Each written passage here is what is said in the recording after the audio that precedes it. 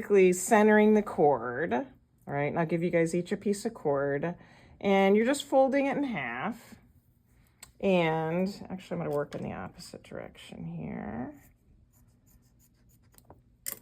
And again, I cut mine, but you can, you know, if you have an indefinite amount, you're doing long edges, you can just keep going, right, between a roll of cording and a roll of bias tape. But since we're just going to do a pocket, you're just going to fold it down the center, right?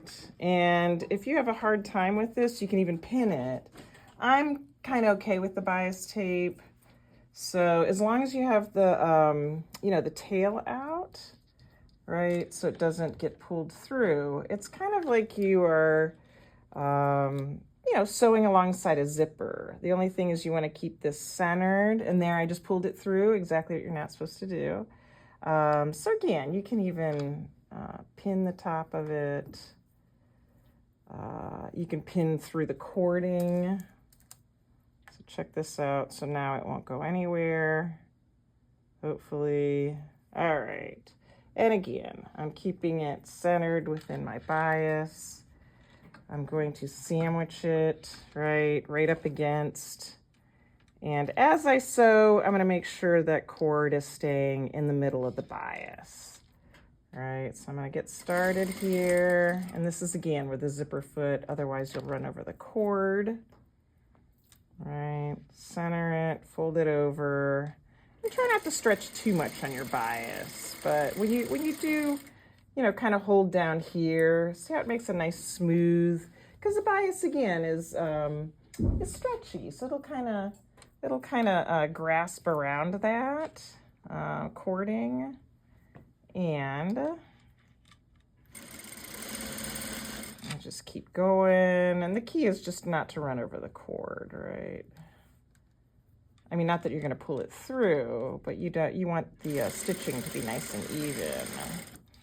So, okay, so it gets a little repetitive here, but so you can see where this could go on and on. Meaning you could do an indefinite amount of cording if you're going to have a really long seam. All right, beautiful. All right, you can kiss. Okay, so here I am marking it off at 3/8 of an inch. And again, it'll be easier to match up with my pocket since it is being sewn on the 3/8 of an inch seam line as opposed to 5/8, which is normally what we do. All right, so I'm cutting it down.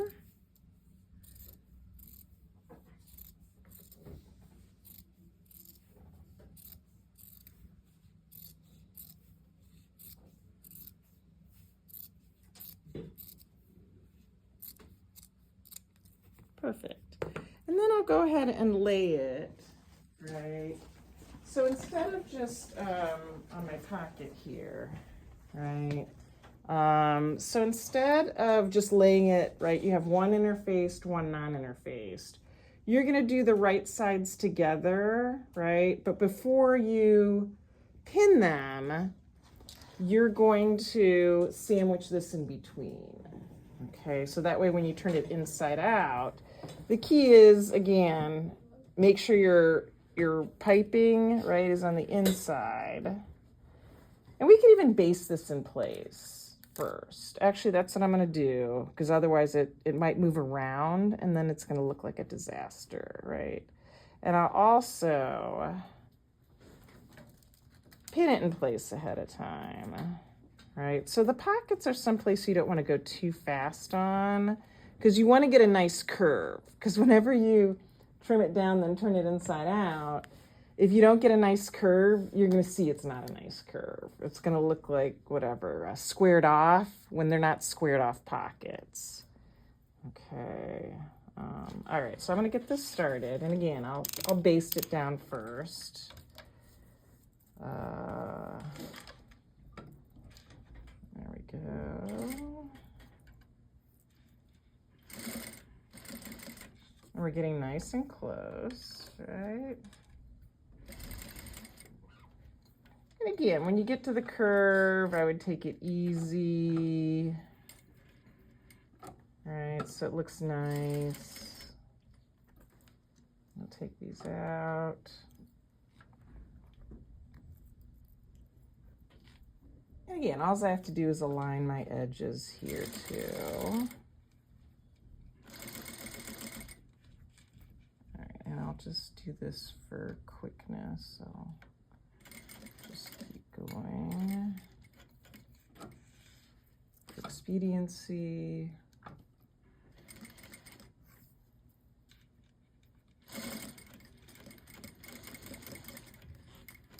All right, so there's my basting. I can cut off the excess.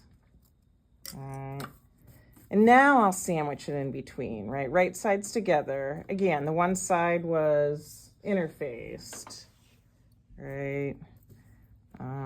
So I'll sandwich them together. And now I don't have to worry about the piping moving around. And again, my piping is on the inside of the pocket. Don't have it be in the seam allowance, right? Because when we turn it, this is going to flip to the outside. All right, and again, if you feel like it's gonna shift on you, you can baste. I'm just gonna pin it here. I would definitely pin it though, because otherwise it will shift around on you. All right, so I'm gonna pin it in a few different spots.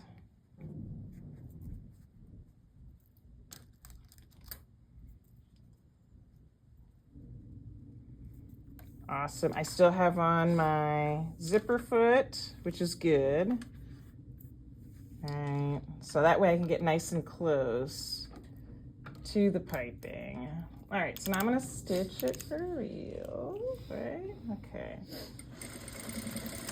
Again, you can go a little quicker on the straight edges, but when you get to the curve, try to go a little slower. Okay, good. Maybe, you know, lift up the presser foot to go around nice and easily.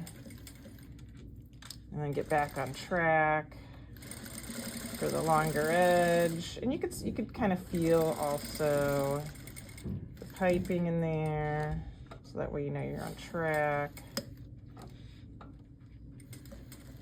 Again, kind of go a little slow around the corners. And even if you don't put in piping, go slow around your corners so you get a nice curve. Because again, the minute you go off a stitch and make a sharp edge, when you turn it, you're gonna see that sharp edge.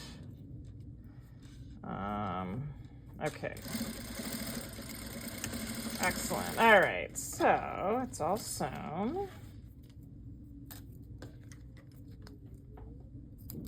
Okay, I can go ahead and trim off any excess.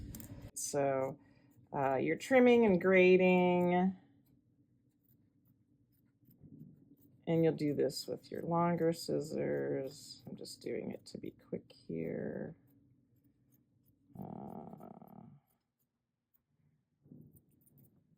Yeah. All right, I'm just gonna do,